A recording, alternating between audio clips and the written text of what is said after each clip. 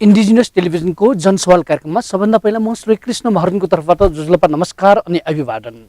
आज हामीले इन्डिजिनियस कार्यक्रमको यो जनसवालमा विशेषतः बडा दशैं यो दशैं पर्व आइरहेको सन्दर्भ र दशैंले दिने सन्देश दशैं पर्वका विविध पक्षको विषयमा केन्द्रित भएर कुराकानी गर्नेछौँ। यी विषयमा केन्द्रित भएर कुराकानी गर्नका लागि संस्कृतिविद शशी थापा पण्डितलाई हामीले आमन्त्रण गरेका छौँ। उहाँसँग कुराकानीतर्फ लागौँ। शशी थापा पण्डितजी, सबभन्दा पहिला तपाईँलाई नमस्कार। नमस्कार। बडा दशैं आइरहेको छ। दशैंलाई हिन्दू धर्मावलम्बीहरूले अत्यन्तै ठुलो पर्वको रूपमा लिने गरिन्छ। विशेषतः यो धर्मसँग, यो संस्कृति, यो सामाजिक परिवेशसँग जोडिएका पर्वको विषयमा भन्नुपर्दाखेरि यो दशैं सामान्यतया असोज कार्तिकतिर अहिले मनाउने गरेका छन् भव्य रूपमा। तर पहिला चैत महिना पनि मनाउने गरिन्थ्यो, चैत दशैं भनेर भन्ने कुराहरू पनि छन्। के हो वास्तवमा? सर्वप्रथम त अब नजिकै आइसक्यो, हाम्रो सुरु नै भइसक्यो। बडा दशैंको सम्पूर्ण श्रोताहरूलाई धेरै धेरै बडा दशैं 2075 को शुभकामना दिन चाहन्छु। तपाईँले भन्नुभएको दशैं अहिलेको बडा दशैं पहिला हामी चैतमा मनाउँथ्यौँ भन्ने कुरा साँचो हो। किनभने चैत अहिले हामीले जुन बडा दशैं भनेर यो असोज महिनामा मनाउँछौँ, योदेखि बाहेक पनि दशैंहरू चारवटा थियो। ऋतुअनुसार चारवटा ऋतुअनुसार दशैं पनि चारवटा थियो पहिला। त्यो चाहिँ नि कसरी भने इन्द्रले वृत्तासुर मारेको राक्षस एउटा त्यसको सन्दर्भमा, अर्को महादेवले त्रिपुरासुर मारेको सन्दर्भमा, अर्को रामले रावण मारेको सन्दर्भमा, अनि अर्को चाहिँ नि विष्णुले मधु कैटभ मारेको सन्दर्भमा यी दशैंहरू मनाइन्थे। सबैभन्दा कस्तो भने चारवटा दशैंमा एउटा दशैंमा देवीको रूपमा प्रकट हुने, अर्को दशैंमा देवी शुक्ला हुने, अर्को दशैंमा देवी एउटा कोल्टो फेर्ने र अर्को दशैंमा उठ्ने गर्छिन् रे। यी चार ऋतुमा चाहिँ नि उठ्ने समय भनेको चाहिँ नि बडा दशैं यो असोज महिनामा चाहिँ नि देवी उठ्छिन् रे। सुतेको जुन सुतिरहेको ठाउँबाट उनी उठ्ने समय भएको भएर जुन उठेको बेलाको मान्छेमा एउटा के प्रकाश हुन्छ नि, त्यो प्रकाश चाहिँ नि हुने भएको भएर बडा दशैं चाहिँ नि असोजमा मान्ने गरेको भन्ने चाहिँ नि संस्कृतविदहरूको भनाइ छ। र पहिला अब हामीले जनसाधारणमा चाहिँ नि के भन्ने गरिन्थ्यो, अब चैत महिनामा चाहिँ नि गर्मीको मौसम भएको भएर गर्मीको मौसममा खानेकुराहरू पच्दैन। यसले गर्दा जब शरद ऋतुमा चाहिँ चिसो चिसो मौसम हुन्छ, खाएको पच्ने हुनाले यताबाट चैत दशैंमा चाहिँ धेरै मान्छे बिरामीहरू भए, धेरै खाँदा अपच भएको भएर अनि यो बेलामा सारियो भन्ने चाहिँ नि जनमानसको भनाइ हो। तर वास्तवमा संस्कृतविदहरूले भनेअनुसार चाहिँ नि जुन दशैंमा चाहिँ नि देवी उठ्ने समय, यो असोजको महिना उठ्ने समय भएको, उठ्ने बेलामा चाहिँ नि हर्षोल्लास मनाउनको लागि चाहिँ नि असोज महिनालाई बडा दशैं मानिएको हो चारवटा दशैंमध्ये। यो दशैं, यो असोज महिनामा मान्ने दशैं भन्दाखेरि विशेषतः चाहिँ असत्यमाथि सत्यको विजय भएको अर्थमा लिने गरिन्छ। भगवतीसँग जोडिएको कुरा छन्। के हो यो चाहिँ भगवतीसँग यो असत्यमाथि सत्यको विजय भएको उत्सवको रूपमा मान्ने भनिन्छ? के हो त यो? कस्तो हो भने दशैंमा एउटा गुह्य रहस्य के छ भने यसभित्रको सबभन्दा मेन भित्रको पोइन्ट चाहिँ नि असत्यमाथि सत्यको विजय, असुरमाथि सुरहरूको विजय, यसको रूपमा चाहिँ नि दशैंलाई लिइन्छ। किनभने कुनै पनि खराब तत्त्वले सधैँ जित्दैन है। खराब तत्त्वलाई कुनै न कुनै समय हार्छ नै भन्ने एउटा गुह्य सन्देश दिनको लागि यो दशैं मानिएको हो। र यसमा कस्तो छ भने जब हरेक नराम्रो तत्त्व, हामीले राक्षस भनेको त एउटा सिङ जरा त्यो के भन्छ हात खुट्टा नङ्ग्रा पलाएको व्यक्ति होइन कि, त्यो प्रकृतिको एउटा स्वरूप होइन कि, नराम्रो तत्त्वहरू भएको कुभावनाहरूलाई, जुन कुभावनाले अरू समाजलाई नष्ट पुर्याउँछ, जुन नेगेटिभ सोचले धेरै आफूलाई बाहेक धेरैलाई नराम्रो ल्याउँछ समाजमा, त्यस्तै कुभावना भएका जुन राक्षस प्रवृत्तिका भावना भएका व्यक्तिहरूलाई एउटा सजाय दिने शक्तिको रूपमा चाहिँ नि देवी प्रकट भएकी थिइन् भन्ने उद्देश्यले चाहिँ नि यसरी दशैंलाई चाहिँ नि असत्यमाथि सत्यको विजयको रूपमा लिएको हो। यो दशैं सँगसँगै मानिसहरूको चर्चाको बहसको विषय बन्छ कि विशेषतः चाहिँ जीव बलिको पशु बलि दिने यो एक ढङ्गको धार्मिकसँग जोडिएको संस्कृति र खानपिनसँग पनि जोडिएको यसलाई अहिलेको अवस्थामा कसरी लिनुपर्छ विभिन्न मठ मन्दिरमा गएर चाहिँ पशु बलि दिने सवाललाई लिएर यो कस्तो हो भने जुन अहिले जीव हत्या गर्नु हुँदैन भनेर हामीले भन्दै आएका छौँ समाजमा म चाहिँ नि एउटा संस्कृतिको पोइन्ट अफ भ्यूबाट भन्छु मेरो व्यक्तिगत धारणा एकछिनपछि भन्छु म के हो भने जुन धर्म सुरुमा दसैँ एउटा धर्मसँग जोडिँदाखेरि जुन असुर प्रवृत्तिहरू थियो तीलाई हटाउनको लागि भएको थियो ती असुर प्रवृत्तिलाई चाहिँ नि हामीले पशुहरूमा लगेर गऱ्यौँ भन्छ तर तन्त्रले त्यसो मान्दैन तन्त्रले के भन्छ भने तन्त्रमा त यो पञ्चमकारको छ नि पञ्चमकारमा मासु पनि त चढाउनुपर्छ होइन हो त्यो त्यसको लागि चाहिँ नि एउटा तन्त्रले चाहिँ नि देवी तन्त्रमा चाहिँ शाक्त धर्म शैव धर्ममा चाहिँ तन्त्रको एकदम विकास भएको छ त्यस बेलामा चाहिँ नि एउटा यज्ञमा चाहिँ नि यज्ञमा पहिला विभिन्न धूप बत्ती यो अझ भनेको तपाईँको जौ तिललाई चाहिँ नि हामीले हवन गर्छौँ पछि त्यही अझलाई चाहिँ नि घोडालाई चाहिँ नि त्यो उसमा बलि गरेर अनि चढाउने यज्ञ गर्ने भन्नेतिर लग्दा अनि यसरी पशु बलि आएको हो भन्ने छ होइन तर तन्त्रले चाहिँ नि त्यसो नभनिकन एउटा पञ्चमकारमा मासु पनि चढाउनु पर्छ त्यसकारण त्यसको पनि ठुलो महत्त्व छ भनेर यो कुरा चाहिँ नि त्यसमा सुरु गरिएको हो र तपाईँ अब अहिले हामीले बलि दिने कि नदिने बलि दिनुहुन्न भनेर जुन एउटा यो एउटा कल्चर छ तर त्यो नेपाली वेस्टर्न कल्चरै भन्छु म किनभने हाम्रो हिन्दू समाजमा हामी जे चिज खान्छौँ त्यो चढाउँछौँ नि त भगवान्लाई हाम्रो त अहिलेसम्म पनि हामीले घरमा जे चिज पाके पनि नचढाइकन भगवान्लाई अर्पण नगरी हामी खाँदैनौँ नि त भगवान् भनेको एउटा कुनै शक्ति हो नि त त्यसलाई हामीले चढाउँछौँ त्यो चढाएको भनेपछि तपाईँको प्रकृतिमा भएका चिजबिज जस्तै गाईलाई भनेर चढाउँछौँ कुकुरलाई भनेर चढाउँछौँ कौवाहरूलाई भनेर चढाउँछौँ नि ती चिजहरूलाई पनि खुवाउँ हामीले मात्र खाने होइन भनेर हामीले त्यसरी चढाउँछौँ देवी देवतालाई भनेर चढाउँछौँ हाम्रो पितृहरूलाई भनेर चढाएपछि हामी खान्छौँ मासु पनि त हामी खान्छौँ यदि हामी मासु खाँदै नखाने हो पुरै टोटली समाज शाकाहारी बनियो भने त मासु हत्या पनि गर्नुपर्ने थिएन केही नहीं एउटा देवीको नाममा हत्या गर्नु मात्र नभएको तर हामी त खान्छौँ नि देवीको नाममा हत्या किनभने तपाईँको उसमा तराईमा भएको जुन देवी छन् एउटा तिनलाई चाहिँ नि सबै नेपालभरिमा सायद मलाई जहाँसम्म लाग्छ नेपालभरिको सबभन्दा बलि धेरै दिने ठाउँ हो त्यो होइन गढीमाई त्यो गढीमाईमा मैले पत्रिकामा पढेअनुसार कुरा गर्छु तपाईँलाई पत्रिकामा पढेअनुसार कुनै एक वर्ष त्यहाँ एकदम अत्याधिक मात्रामा बलि चढाउने तर त्यहाँ खान चाहिँ कसैले पनि नलाने त्यो त्यसरी गर्नुहुन्न भनेर एउटा रोक्दाखेरि देशमा एकदम अनिष्टकारीहरू देखिएको थियो र त्यहाँ अर्को कुरा त्यो दिन हुने र नहुने कुरामा कस्तो भने त्यहाँ एउटा झिङ्गा लाग्दैन ती बलि कति दिनसम्म कुहिएर त्यहाँ सडेर हड्डी सड्डी यताउता रहन्छ मासुहरूले लगे पनि त्यहाँ एउटा झिङ्गा नजानुको कारण के हो त केही न केही एउटा दैवीय शक्ति नभएको व्यक्ति किन भयो त देवीले नखाने र त्यहाँ नभए एउटा चियाको पोखेको एउटा केही भातको एउटा चित्तो मात्र भयो भने वाइ त्यो गर्मीले गर्दा त्यसरी झिङ्गा आउने ठाउँमा एउटा झिङ्गा लाग्दैन त्यो मासुमा के अचम्म छ त यी रहस्यहरू चाहिँ नि छन् यी रहस्यहरू अब लाई चाहिँ नि जितेर मान्छेले हो पशु बलि दिनु हुँदैन भनेर हामीहरूको उसमा जसले मासु खाँदैन जसले शाकाहारी हुन चाहन्छ उसले घिरौलालाई अनि कुबिन्डो अनिखेर तपाईँको नरिवेल काँचो नरिवेललाई चढाउने त छ नि त्यो छ होइन त्यसरी पनि बलि दिइन्छ तर बलि चाहिँ एउटा तन्त्रले गर्दाखेरि तन्त्रमा चाहिँ नि यो कुरा पनि जायज नै छ यो दसैँ भन्दाखेरि कसैले यो शक्तिको आराधना गर्ने शक्तिलाई पूजा गर्ने पनि भनिन्छ यसरी लिन सकिन्छ कस्तो छ भने अब सामान्य रूपमा पनि हामीले भगवानको भक्ति भनेकै एउटा पोजिटिभ ऊर्जाको लागि हो पोजिटिभ ऊर्जा तपाईँले लिनुभयो भने केही न केही तपाईँमा राम्रो पक्षको गेन त भइ नै हाल्छ होइन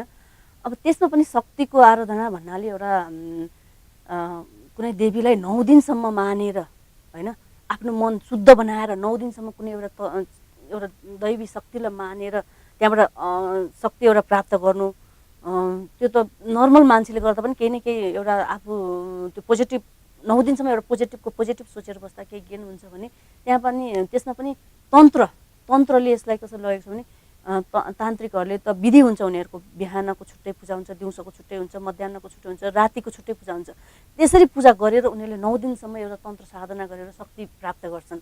यसरी एउटा साधारण मान्छेले घरमा एउटा जमरा राखेर साधारण पूजा गर्दा पनि उसले शक्ति प्राप्त केही न केही गर्छ भने तन्त्रले उनीहरूले एउटा शक्ति प्राप्त गर्नको लागि र ती शक्तिबाट उसले आफ्नो र परिवार या समाजको चाहिँ उसले भलाइ गर्नको लागि गर्नको लागि चाहिँ एउटा शक्ति प्राप्त गर्नको लागि यो समय उत्तम हो भनेर मान्छेहरूले चाहिँ नि शक्तिको उपासना गर्ने गरेका छन्।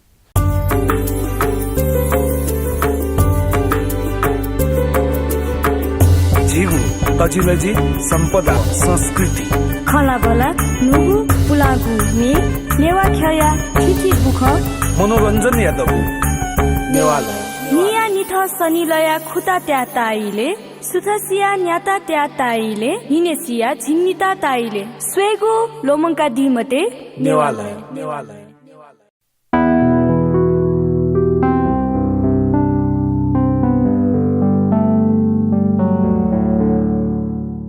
दसैँको समयमा विशेषतः हिन्दू धर्मावलम्बीहरूको समाज हेर्दाखेरि टिका थाप्न जाने जुन चाहिँ चलन छ, आफन्दा ठुलो बडाको घरमा जाने, नबोला पनि जाने, त्यसले गर्दाखेरि समाजमा एउटा ढङ्गको सम्बन्ध राम्रो हुने, अझ राम्रो भएर जाने भन्ने ढङ्गको पनि छ। यसलाई कसरी लिनुभएको छ? त्यो टिका थाप्न जाने यो संस्कृतिलाई पछिल्लो समयमा त्यो टिका थाप्ने आउनेहरूको कारणले आर्थिक भार पर्ने, व्यवस्थापन गर्न गाह्रो, खर्चिलो बढी भन्ने कुरा पनि आइरहेका छन्। कसरी लिनुहुन्छ? यो कस्तो छ भने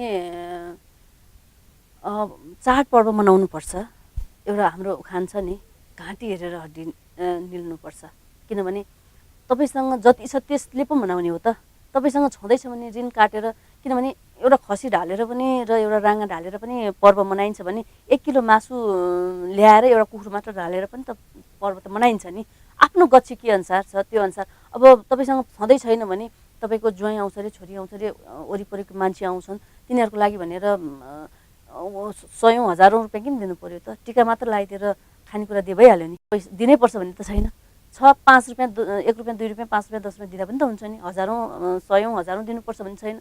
यो चाहिँ नि मलाई जहाँसम्म लाग्छ हो आर्थिक भार। किनभने मान्छेले दसैँलाई नै भनेर विभिन्न अन्नहरूलाई पनि त्यो बेलालाई जगिरा राखेका हुन्छन् होइन।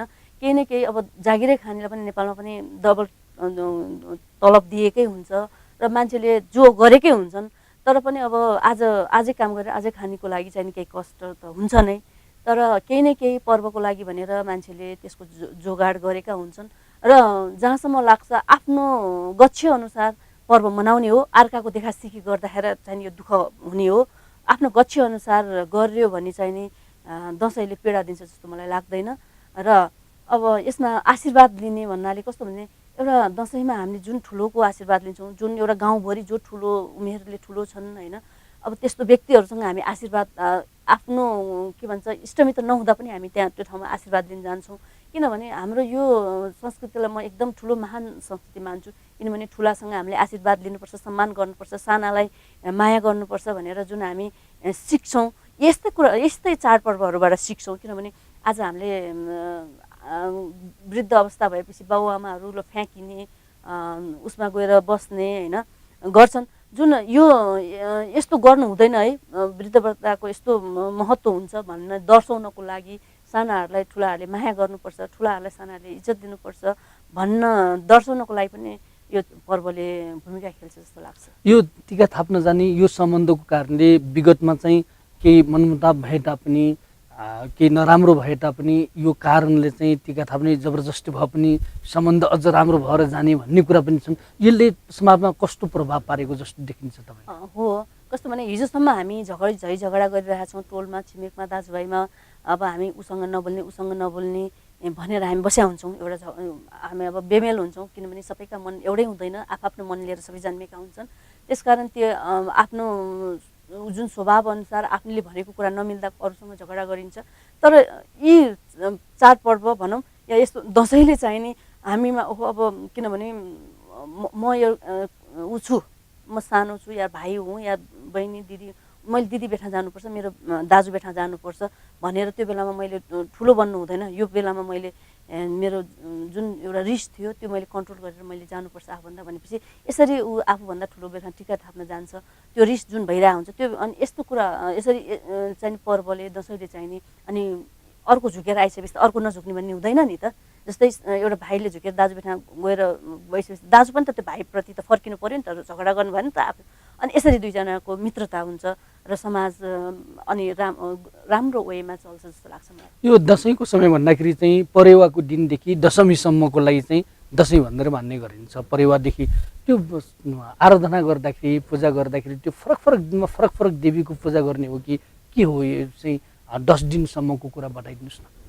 यो कस्तो हो भने हामी जमरा औँसी भन्छौँ जमरा औँसीमा हामी जमरा राख्छौँ यो चाहिँ नि जमरा औँसीकै दिन पनि कतै कतै जमरा राखिन्छ जस्तै लमसुङतिर उता गोर्खा उता पूर्व पश्चिमतिर राखिन्छ र धेरै जसो ठाउँमा चाहिँ नि परेवाको दिनदेखि राखिन्छ जमरा राखेर 9 दिनसम्म 9वटा देवीको पूजा आराधना गरिन्छ ती 9वटा देवी शैलपुत्रीदेखि लिएर महागौरीसम्मको पूजा हामीले 9 दिनसम्म गर्छौँ तर पनि विशेष गरेर हामीले 3वटा देवीलाई मेन देवी मानेर हामीले कलश स्थापना गर्छौँ जुन जमरा घरमा त्यहाँ चाहिँ नि 3वटा देवीलाई मेन देवी मानेर अनि हामीले पूजा गर्छौँ ती 3 देवीमा चाहिँ नि फुलपातीको दिनमा हामीले पूजा गर्ने सरस्वती अष्टमीको दिनमा हामीले पूजा गर्ने महाकाली र नवमीको दिनमा हामीले पूजा गर्ने महालक्ष्मी यो 3 देवीहरूलाई चाहिँ नि हामीले विशेष रूपमा पूजा गरेर महाकाली महासरस्वती र महालक्ष्मी भनेर 3टा देवीलाई हामीले चाहिँ नि एउटा कलश स्थापना गरेर पूजा घरभित्र जुन जमरा राखिन्छ त्यहाँ चाहिँ नि हामीले विशेष गरेर पूजा गर्छौँ जस्तै अनि उसको दिन जुन सप्तमीको दिन अरू सुरुको दिन हामी जमरा राख्छौँ होइन जमरा राख्दा चाहिँ नि कस्तो हो भने एउटा हामी कृषि प्रधान मुलुकको मान्छे त्यो कृषिलाई कृषिको जुन बाह्य खेतहरूलाई चाहिँ हामीले अलिकति थोरै मात्रामा पनि हामीले घरभित्र पनि ल्याएको हौँ है भन्ने आभास पनि दिन्छ जस्तो लाग्छ मलाई त्यहाँ चाहिँ नि जौ मकै धान राखेर जुन जमरा उमारिन्छ त्यो चाहिँ नि अनि त्यसमा चाहिँ नि अन्नको पनि महत्त्व दिएको कृषिलाई पनि महत्त्व दिएको र अर्को कुरा अहिले वैज्ञानिक तथ्यबाट के निस्किरहेको छ भने जुन क्यान्सरसँग लड्न सक्ने क्षमता पनि ती जमराहरूमा हुँदो रहेछ भन्ने त अहिले प्रुभ नै भइरहेछ होइन यी कुराहरूको महत्त्व दर्शाउनलाई चाहिँ हाम्रो पुर्खाहरूले यो जमराहरू मार्ने विशेष गरेको रहेछ अहिले हामीलाई प्रश्न हुन्छ मलाई जहाँसम्म लाग्छ मैले जति अहिले अध्ययन गरेको छु हामीले एउटा हिन्दू धर्ममा जे मान्छौँ जस्तै तपाईँ तुलसीलाई मान्छ तुलसीको कत्रो महत्त्व वैज्ञानिक महत्त्व कत्रो रोगसँग लड्न क्षमता रहेछ नि त रुगादेखि लिएर ज्वरोदेखि लिएर जुन यो बर्खा टाइममा हामीलाई जुन एउटा भाइरल हुन्छ त्यो सबैबाट जोगाउने केले रहेछ त तुलसी त्यही समयमा तुलसी रोपिन्छ नि अनि अर्को कुरा दुबो भन्छौँ दुबो चढाउँछौँ गणेशलाई मनपर्ने भन्छौँ तर हामीले त्यो भित्रको दुबोमा के छ त हेर्दैनौँ दुबो भगवान्लाई चढाउने भन्छौँ हामी तर त्यो दुबोमा पनि औषधि गुणहरू कति छ है अनि अर्को कुरो बेलपत्रहरू भन्छौँ त्यसमा पनि कत्रो महत्त्व छ तर हामी शिवलाई लगाएर 3टा पात भएको बेलपत्र हामी अब स्वर्गमा पुग्छौँ जस्तो गर्छौँ तर होइन कि त्यो चिज हामीले उपयोग गर्ने हो त्यो बुझेको छैनौँ कि हामीले धर्ममा लगेर हाम्रो पुर्खाहरूले किनभने त्यो चिज नष्ट नहोस् है धर्म भन्ने बित्तिकै मान्छेले सजग हुन्छ त्यसलाई बचाउँछ भन्ने हिसाबले हाम्रा पुर्खाहरूले त्यहाँ राखिदिए हामी चाहिँ त्यही धर्म हो भनेपछि आँखा चिम्लेर त्यो गीत हामीसँग ठेली महाभारत र गीताका किताबहरू रामायणका किताब घरमा छन् तर हामी पल्टाएर कहिले पढेका छौँ त छैनौँ नि त्यो पूजा गर्छौँ पूजा गर्दा गर्दा गर्दा पानी र उसले अबिरले त्यो सबै किराले खाएर हुन्छ तर भित्र के छ भनेर हामीले हेरेका छैनौँ हो त्यो चाहिँ नि हामी नेपालीहरूको कमजोरी भन्छु के म किनभने त्यो चिज हाम्रो ऋषि मुनिहरूले कुनै दिनका विद्वान भनौँ ती ऋषि मुनिहरू उनीहरूले हजारौँ वर्ष एउटा ऋषिले पत्ता लगाएको होइन नि त आज एउटाले रिसर्च गर्यो भोलि अर्कोले रिसर्च गर्यो पर्सि अर्कोले रिसर्च गर्दा गर्दा गर्दा निस्केको चिज हो त्यो चिजहरूलाई चाहिँ नि हामीले के एउटा धर्ममा लगेर राखिदिउँ कि हाम्रो पुर्खाले धर्ममा जोगियोस् भनेर उनीहरूले धर्मलाई राखे त्यो प्रयोग गरौँ धर्ममा भनेपछि प्रयोग गऱ्यौँ भने तर हामीले के भन्छ पूजा धर्मलाई पूजामा मात्र लगेर धर्म भनेको हामीले धारण गर्ने हरेक चिजलाई ती चिजहरू धारण गर्नको लागि हो भन्ने बुझेनौँ कि पूजा अबिर र केसरी चढाएको भरमा हामी पुण्य प्राप्त हुन्छ भने यो कुरा चाहिँ हामी नेपालीहरूले हामी हिन्दूहरूले नबुझेर हामी जुन यहाँ यो वेस्टर्न के भन्छ यो पूर्वीय कल्चरमा छौँ हामी बाँचेका भनौँ नेपालदेखि अरू यी हरेक चिज चाहिँ नि हाम्रो यति उत्कृष्ट छ कि धर्मशास्त्र यो हामीले पढ्न सकेका छैनौँ कि त्यसलाई धर्ममा लगेर केही होइन भने आँखा चिम्लेर एउटा अन्धविश्वासको रूपमा लगेको भएर पनि त्यो भएको हो जमराको तपाईँ जमरा कुरा गर्दै हुनुहुन्थ्यो जमरा यही यस्तै परिप्रेक्ष्यको कुरा रहेछ नि त। अहिले त थाहा भयो नि त जमरामा कत्रो क्यान्सर रोक्ने क्षमता रहेछ नि त। तर हामीले के भयो त टाउकोमा सिरे पुग्यो भने टाउकोमा राख्नु भनेको के हो त, टाउको भनेको त सबभन्दा माथि सबभन्दा ठुलो चिज यसले गर्छ है भनेको रहेछ नि त। ठुलो चिज छ यसमा भने रहेछ। तर अब क्यान्सर जस्तो अहिलेसम्म विश्वले पत्ता लगाउन नसकेको रोगको औषधि त्यहाँ रहेछ नि त होइन। तर हामीले पत्ता लगाए, हाम्रो ऋषिमुनिले त्यत्रो पत्ता लगाउँदा हामी के भन्छ पूजा गर्छौँ। त्यो पनि हामीले आफ्नो गोप्य कोठामा लगेर हामीले पूजा गर्छौँ। त्यो गोप्य कोठामा लानुको मतलब त्यसको महत्त्व धेरै छ है। यो चिजको महत्त्व त्यो धारण गर्नुपर्छ, चिजको महत्त्व धेरै छ भन्ने रहेछ। हामी चाहिँ लग्यो टाउकोमा राख्यो अनि मनायो सिद्धो, त्यो खानी हो, धारण गर्ने हो, खानी हो भन्ने रहेछ। त्यो चाहिँ नि अहिले हाम्रो स्टडीहरूबाट निस्किँदैछ। यी कुराहरू चाहिँ नि महत्त्वपूर्ण रहेछ। मलाई चाहिँ नि जमराको महत्त्व चाहिँ यस्तो लाग्छ। अहिले पछिल्लो समयमा भन्नुपर्दाखेरि अब चाहिँ दसैँलाई अहिलेको अवस्थामा मनाउँदाखेरि यो चिज बुझेर यसरी मनाउनुपर्छ, यो चिज हामीले बुझ्नुपर्छ, यो दसैँले यस्तो यस्तो सन्देश दिएछ भनेर चाहिँ भन्नुहुन्छ भने के भन्नुहुन्छ यो कार्यक्रम हेरिराख्नु भएकाहरूलाई? जस्तै दसैँले धेरै चिज दिएछ हामीलाई। जस्तै अब समाजले अहिले किनभने पश्चिमाहरूको लागेर यो जुन एउटा आफ्नो भाषालाई बचाउने, आफ्नो भाषा आफ्नो यो भन्ने एउटा जुन निस्केको छ नि, यसलाई हुन त मलाई फेरि त्यो नलागोस्। मैले चाहिँ नि आफ्नो सो अध्ययन र सो उसले मैले त्यो कुनै पूर्वाग्रह नराखिकन बोलेको हो। यस्ता कुराहरूले यस दसैँले के मात्र दिएको रहेछ भने एउटा समाजमा कुनै पनि समाज वर्षभरि काम गरेपछि थाक्छ नि त। एकचोटि उसलाई रमाइलो गर्नुपर्छ, एकचोटि उसले एउटा रिटायर जस्तो भएर बस्नुपर्छ नि। हो त्यो लामो समयको बिदा चाहिँ नि दसैँले हाम्रो पूर्वजहरूले चाहिँ दसैँलाई लिएको रहेछन्। किनभने हाम्रो यो खेतीको समय पनि ठ्याक्क सकेको समय, खेती हिलामैलो गर्दा भर्खर थाकेर आएको समय। अनि अर्को कुरो अब आज मात्र हाम्रा छोराछोरी बाहिर गएका होइन नि त। हिजोको दिनमा पनि त कमाउनको लागि त विदेश जानु पर्थ्यो, एउटै ठाउँबाट नि अर्को ठाउँमा जानु पर्थ्यो जागिरको सिलसिलामा। जे व्यापार व्यवसाय गर्नलाई भनौँ नेपालबाट तिब्बत पुग्थे, इन्डिया पुग्थे होइन। यसरी हाम्रो जुन म्यान पावरहरू जुन घरका सबै सदस्य सधैँ एकसाथ सधैँ रहँदैनन्।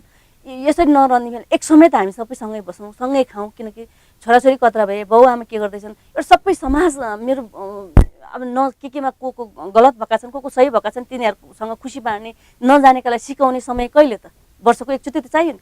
हो त्यो समयको लागि उपयुक्त समय चाहिँ नि दसैँलाई मानेको रहेछ। किनभने मौसम पनि एकदम ठिक र कामकाजी समयबाट पनि अलिकति उब्रेको समय। यो समयलाई चाहिँ नि हाम्रो पूर्वजहरूले यसरी लिएका रहेछन्। र अनि हामीमा कस्तो छ भने अर्को जे चिजलाई पनि मैले अघि भने धर्मसँग जोड्ने। धर्म अब म त्यत्तिकै हामी 8-9 दिन बस्छौँ, 10-15 दिन बस्छौँ, लामो समय बस्छौँ भनेपछि हामी त एउटा धर्म परायण व्यक्ति हौँ नि त होइन। त हिन्दूहरू भनौँ या ओमकार भनौँ या उहाँहरू हामी जति छौँ यहाँ यो पूर्वीय संस्कृति अपनाउने जति छौँ, यिनीहरूलाई चाहिँ नि एउटा जे चिजलाई पनि हामीले प्रकृतिलाई चढाउँछौँ नि त। सूर्यलाई प्रकृति नै हो, पिपललाई चढाउँछौँ प्रकृति नै हो, चराचुरुङ्गीलाई चढाउँछौँ ती पनि प्रकृति नै हुन्। ती सबैलाई चढाएर हामी खानेपानी छ नि त। हो त्यो चाहिँ नि अनि 9-10 दिन हामी त्यस्तै रमाएर बस्नु सट्टा त हामीले धर्ममा पनि भगवान्लाई केही एउटा खुसी पारौँ न त। हामी यसरी रमाउँछौँ, सँगसँगै भगवान्लाई पनि केही गरौँ भन्ने उद्देश्यले चाहिँ यसरी त्यो लामो बिदाको समय उपयोग गरेर दसैँमा एउटा दसैँलाई चाहिँ एउटा शक्तिको रूपमा अनि मनाउँदै आएर धर्मसँग जोडिएको जस्तो लाग्छ मलाई। तपाईँ आइदिनु भयो र यो दसैँको विषयमा यति धेरै कुरा बताउनु भयो, यसको लागि धन्यवाद। फेरि भेटौँला। हस्, धन्यवाद। मलाई पनि यहाँसम्म बोलाएर 2-4 शब्द मैले केही बुझेका बोल्न दिनुभयो, यसको लागि धेरै धेरै धन्यवाद।